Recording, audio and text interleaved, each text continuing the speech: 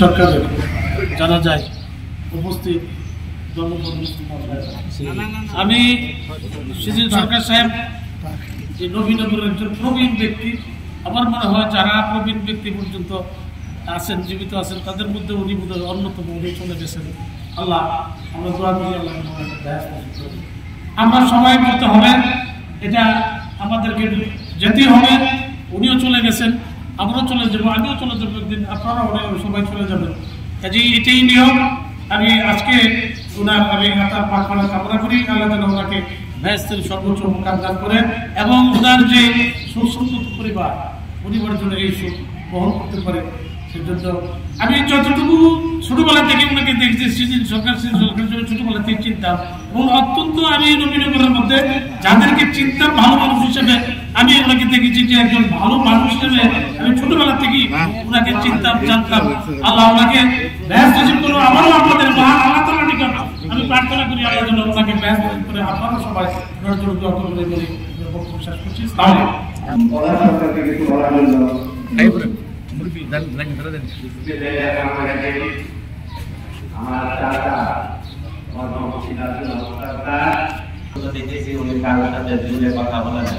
যদি কারো মনে কষ্ট দিয়ে থাকে আপনারা আল্লাহর ওয়াস্তে মাফ করে দিবেন। আর যদি কোনো পাওনা পাওনা থাকে আমাদের সাথে যোগাযোগ করবেন, ইনশাআল্লাহ আমরা এগুলি দিয়ে দেব। আপনারা ওনার জন্য দোয়া করবেন। আসসালামু আলাইকুম। আজকে আমার আব্বা জানাজায় সমাগত এলাকাবাসী, আপনারা এবং পাশাপাশি বিভিন্ন রাজনৈতিক দলের সম্মানিত প্রতিনিধিবৃন্দ, আমার ছোট ভাই পলাশ বা মলাই বাইকের মলার অনেকেই বিস্তারিত বলার সুযোগ থাকলেও আমরা মনে করি যে এই পরিস্থিতিতে কিছু সংক্ষেপে বলাই নেওয়া হবে। আমি ওনার বড় ছেলে হিসেবে আপনাদের সবার কাছে বিনীত অনুরোধ করছি, আমার পরিবারের পক্ষ থেকে, আমার আব্বা যদি বিপদকালে কারো মনে কোনো প্রশ্ন দিয়ে থাকেন, কোনো ভুল ত্রুটি করে থাকেন সামাজিক প্রেক্ষাপটে, আপনারা মেহরবানি করে আমার আব্বাকে ক্ষমা করে দেবেন। আমি আপনাদের সবার কাছে ক্ষমা প্রার্থী। আর যদি আমার আব্বা কারো কাছে কোনো লেনদেন করতে গিয়ে কোনো পাওনা আপনাদের কারো থেকে থাকে, হয়তো আমাদের অজ্ঞাত, আপনারা দয়া করে আমাদের সাথে যোগাযোগ করবেন। বিশেষ করে আমার ছোট বোন আছে, তাছাড়া গার্লস হাই স্কুলের হেডমিস্ট্রেস পলাশ আছে এখানে, আমদাদ আমার ছোট ভাই, তারা সবাই আছে। আর পরিশেষে সমস্ত এলাকাবাসীর কাছে আমার আব্বার জন্য দোয়া প্রার্থনা করি। আপনারা সবাই দোয়া করবেন, আল্লাহ জন্য ওনাকে জান্নাতবাসী করে আর মাফ করে দেবেন সব। ইসলাম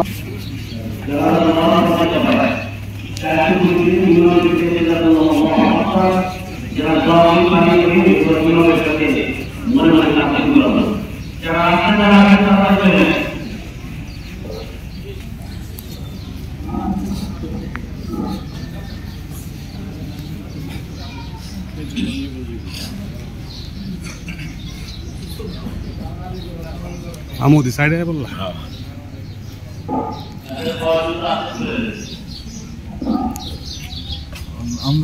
আমি যাবো একটু ভিতরে।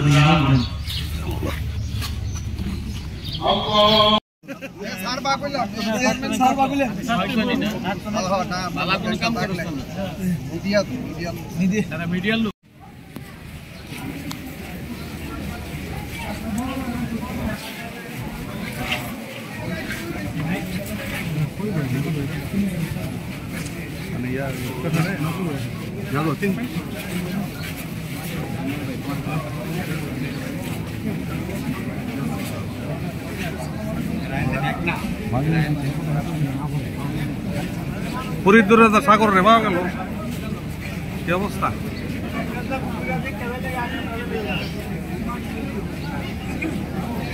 তথ্যচিত্রে মজিবুর রহমান শামীম, নবীনগর খবর।